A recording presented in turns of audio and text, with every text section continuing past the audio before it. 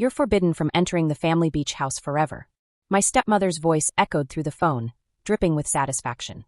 I've changed all the locks, and don't even think about trying to get in. That's what you deserve for ruining Mia's graduation party. I stood in my apartment, gazing at the sunset over the city skyline, clutching my phone tightly. Patricia, my stepmother who had lived with me for 12 years, had always been adept at making my life difficult. But this was a new low. The party you specifically didn't invite me to. I kept my voice steady, years of practice hiding my feelings. The party where I told everyone I was too busy to attend my stepsister's celebration. Oh, don't play the victim, Elizabeth. Patricia's laugh was snarlish. Everyone knows you're jealous of Mia's success. And now you won't be setting foot in that beach house again. I've made sure of that. I closed my eyes, remembering the last time I'd been there with my mother, just weeks before she was diagnosed with cancer. We'd sat on the terrace surrounding the house, watching the waves crash on the beach, while she told me stories about how my grandparents had built the house from scratch in the 1960s. I said calmly, "The house is not yours to prevent me from entering it, Patricia. Your father gave her to me last month. She's mine now, and I don't want you near her. You're just like your mother, always thinking you deserve everything." A slight smile appeared on my lips. I said, "Thanks for telling me about the locks," and then hung up before she could reply. As I walked to my home office, I opened the bottom drawer of my filing cabinet and pulled out a thick craft paper envelope. Inside was the guardianship document my mother had prepared 3 months before she died, along with the deed to the beach house. I knew Patricia well. I had seen how she manipulated my father and how she gradually distanced me from my family. "Elizabeth, the beach house is our inheritance," my mother said in a weak voice but with her usual sharp gaze. "Patricia has been trying to take it over ever since the day she married your father. I will not allow that to happen. I was 20 when my mother died, and Patricia wasted no time in consolidating her power over my father and our family home. The beach house was placed in a secure trust, and I was the sole beneficiary, managed by Helen Sullivan, my mother's longtime friend and lawyer. My phone rang with a text message from Patricia. "I have already informed the local police. You are not welcome here. Do not embarrass yourself by attempting to break in." I sent the message to Helen with a brief explanation of the situation. Her reply came within minutes, that it's time to lay our cards on the table. "I've prepared all the necessary documents." Before I could reply, I received another text message, this time from my stepsister, Mia. "My mother told me what you did. You deserve it. You know, you were never really part of this family anyway." For me, Mia, who is 3 years younger than me, was Patricia's perfect weapon from the start. All my achievements were overshadowed by Mia's needs, and every family occasion was arranged according to her schedule. Even the graduation ceremony that I supposedly ruined, I didn't know about it until I saw the pictures on social media. Then my father called, his voice tired and distant. "Elizabeth, please don't make this harder. Patricia is just trying to keep our family together. By preventing me from entering my family's beach house? The house that my mother's parents built. Patricia says you're causing problems. Maybe it would be better to give everyone some space." I thought about the probate documents in my desk drawer, and about my mother's wisdom in protecting our family legacy. "Don't worry, Dad, I won't cause any trouble. I'll handle it my way." After ending the call, I booked a flight to the Massachusetts coast for the following morning. Time to visit the beach house. But first I had to make a few calls. An hour later, I sat at my kitchen table, sipping a cup of tea and jotting down notes as I spoke with Helen. We outlined every detail, every legal document, and every step necessary to reclaim what was rightfully mine. Patricia hadn't anticipated what was about to happen. Helen assured me, "The local police have been notified. I have sent them copies of the endowment documents and the deed. They understand that you are the legal owner and will provide assistance if needed." I remembered Patricia's smug voice, her certainty that she had finally won. She had spent years trying to erase my mother's memory from our lives, replacing family photos, redecorating rooms, and even trying to convince my father to sell the garden nursery my mother adored. But the beach house was different. It was sacred ground. Helen added, "There is one more thing. I have documented all of Patricia's attempts to access the trust over the years. The judge will be very interested in seeing these records." I ended the call and went to my window, watching the city lights flicker as darkness fell. Tomorrow, I would stand again on that balcony surrounding the house, breathe in the sea air, and reclaim the part of my mother that Patricia thought she could steal. My phone rang for the last time. Another message from Patricia. "I will remove your mother's roses from the garden tomorrow. It's time to turn the page on the past." I didn't answer. Instead, I packed my bag, carefully placing my mother's guardianship documents inside alongside our old photos from the beach house. Patricia thought she was erasing history, but she was about to discover that some heirlooms can't be stolen. As I set my alarm for the early morning flight, I smiled, remembering my mother's words from last summer. Sometimes, dear, the best revenge is simply to stand your ground and make others realize how much they underestimate you. Tomorrow, Patricia will know exactly what that means. The early morning fog began to drift in from the ocean as the Uber pulled up to the beach house. Through the fog, I could see Patricia's red Mercedes parked in the driveway right where my mom's garden shed used to be. New security cameras were flashing from the corners of the house, and a large no-entry sign hung at the entrance. Perfect timing. Before I even got out of the car, Patricia burst into the house through the front door. Her stylish sportswear contrasted sharply with the old-fashioned charm of the home. Behind her, Mia was filming everything with her phone, probably ready to post the story on social media. "I told you you're not welcome here," Patricia shouted as she walked briskly down the shell-strewn road. "I'm going to call the police right now." "Of course," I replied calmly as I pulled my bag out of the trunk. "In fact, I called them myself. They should arrive any minute now." Patricia blushed. "You little snob." She was interrupted by the sound of sirens. 2 patrol cars stopped, and Officer Maria Martinez, who had spoken with her the previous night, got out. "Mrs. Harrison," Officer Martinez addressed Patricia. "We have received your complaint regarding trespassing, but there appears to be a misunderstanding. Mrs. Elizabeth Parker is the legal owner of this property."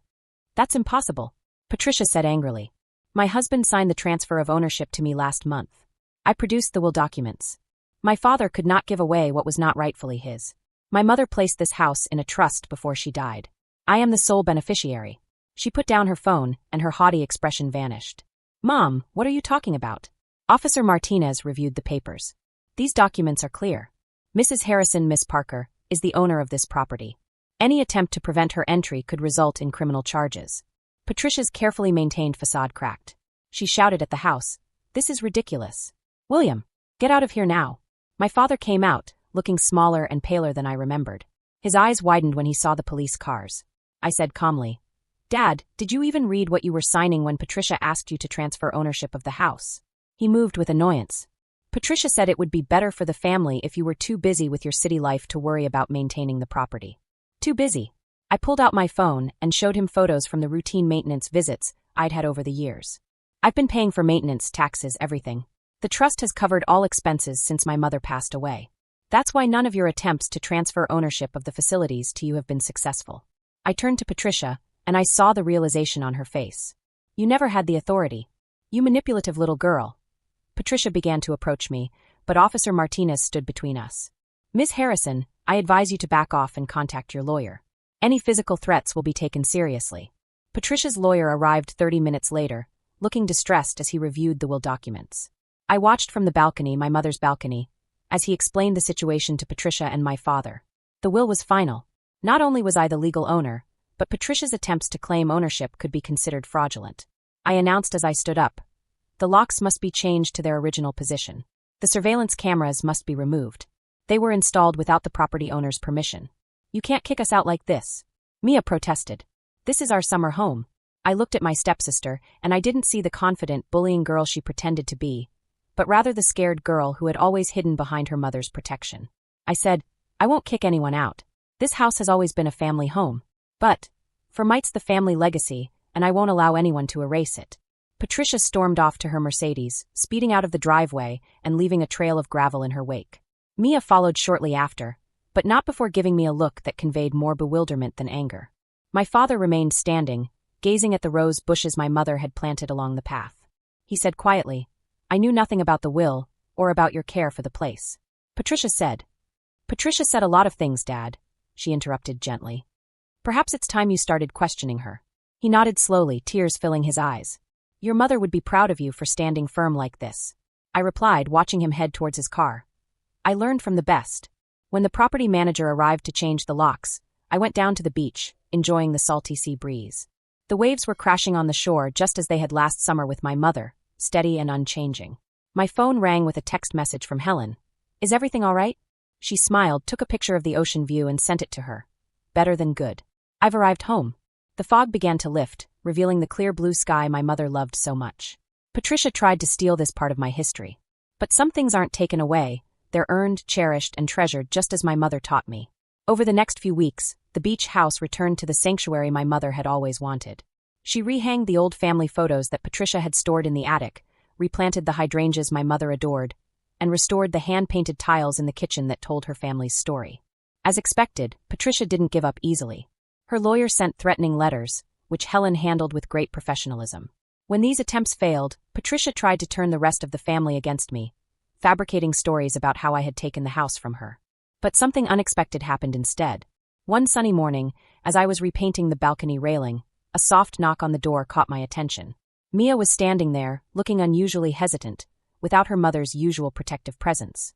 "Can we talk?" she asked, fiddling with her car keys. I put down my paintbrush and pointed to the porch swing my mother had put on when I was 12. We sat in awkward silence for a moment, listening to the sound of the waves. "I found these in my mom's office, Patricia's. They're letters your mom wrote to you before she died." "Patricia never gave them to you," Mia said finally, pulling out a stack of papers. My hands trembled as I took the letters, and I recognized my mother's elegant handwriting. "Why are you offering me these things now?" She stared out at the ocean. "Because I'm beginning to realize that everything I thought I knew about our family might not be entirely true. My father is talking about divorce," she confessed. "And I owe you an apology. All those years, I believed everything my mother said about you being jealous and spiteful. But you were protecting what was rightfully yours. I remembered all the family dinners I missed, the holiday celebrations I was excluded from, and the carefully orchestrated events designed to keep me on the sidelines. It wasn't about the house, Mia. It was about preserving my mother's memory." "I know that now," she said in a low voice. "Those letters, your mother wrote them about how much she loved you, how proud she was of you. Patricia hid them from you because she couldn't bear the thought of anyone else being more important than her." That evening, after Mia had passed away, I sat on the porch reading my mother's letters as the sun set. Every page was filled with love and wisdom, the kind of guidance I had sorely missed over the past 12 years. In the last letter, dated just days before she died, my mother wrote, "Remember, my dear, our strength is not in the walls of the house, but in the courage to protect what is most important." The following morning, another unexpected visitor arrived, my father, who looked older and more frail than I had ever seen him before. "I was a fool," he said, gazing at the restored garden. "I let Patricia make me forget what was important. Your mother, she'll be very disappointed in me," I replied, showing him her letters. "My mother understood more than you think. She knew that Patricia would try to separate us. That's why she protected the house the way she did." We spent the afternoon together looking through old photo albums I'd kept, and my father shared stories I'd never heard before about his early days with my mother. It wasn't perfect, and years of mistrust can't be mended in a single day, but it was a start. Patricia made one last attempt to seize the house, suddenly appearing with a real estate agent. She said to her contemptuously, "This place is a waste on you. You don't even appreciate its market value." I stood at the doorway, feeling my mother's strength coursing through my body. "You're right, Patricia. I don't see this house in terms of market value. I see it as priceless." As soon as the real estate agent learned of the trusteeship and the property's legal status, she quickly excused herself. Patricia also left, but not before issuing one final threat. "This isn't over yet." But it was over. The truth had finally come to light, and with it, an unexpected peace. Mia began visiting us regularly, slowly nurturing the sisterly bond we had never had the chance to develop. My father regained his composure, filed for divorce, and rediscovered the man my mother had loved. As for me, I kept my apartment in the city, but I spent every possible moment at the beach house. I held real family gatherings full of laughter and love instead of competition and manipulation. My mother's garden flourished again, and her roses climbed the trellises just as they had when I was little. One evening, as I sat on the porch swing watching the sunset, I found a hidden envelope taped beneath the armrest. Inside was a final letter from my mother, written in her familiar handwriting. "Dear Elizabeth, if you're reading this, it means you've found your way home. I knew you would. You've always been stronger than anyone thought possible. This house isn't just wood and stone. It's our history, our love, our legacy. Take care of it, my darling. And most importantly, take care of yourself. You are my greatest achievement. Never let anyone make you forget that. All my love, or..." I clutched the letter to my heart, listening to the roar of the waves crashing against the shore. Patricia tried to steal my inheritance, but she didn't understand that true inheritance wasn't in deeds or trust documents. It was in every sunset I watched from this balcony, in every seashell I collected along the beach, in every memory of love she couldn't erase. My mother knew it all along. And now finally I understand too.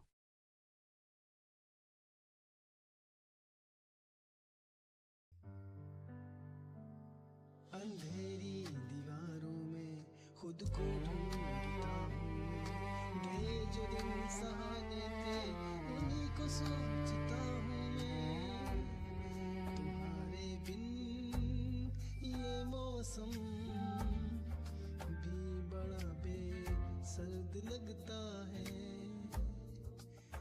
दिल का हर एक बहुत ही डूबता है। अंधेरी दीवारों में खुद को ढूंढता हूँ मैं, ये जो दिन सुहाने थे उन्हीं को सोचता हूँ मैं। तुम्हारे बिन ये मौसम भी बड़ा सर्द लगता है। दिल का हर कोना बहुत ही दर्द भरता है। मेरे साए भी मुझसे अब जुदा होने को कहते हैं। तुझे खोने की राहों में ये आंसू बहने लगते हैं। कहाँ जाऊं कहाँ ढूंढूं मेरा वो साजो सामा, तो मेरी हर एक तमन्ना तू, मेरी रूह का मकां तू। लकीरों में नहीं लिखा जो तुमने ख्वाब देखा था। वफा की इस कहानी में फकत एक गम ही लिखा था। सितारों से भी पूछता है पता तेरा कहाँ होगा, मगर खामोश है दुनिया, कहाँ मेरा जहाँ होगा। बस एक बार मुड़ के देख ले मेरी बेबसी की सूरत। मुझे है आज भी तेरी वफा की सख्त जरूरत।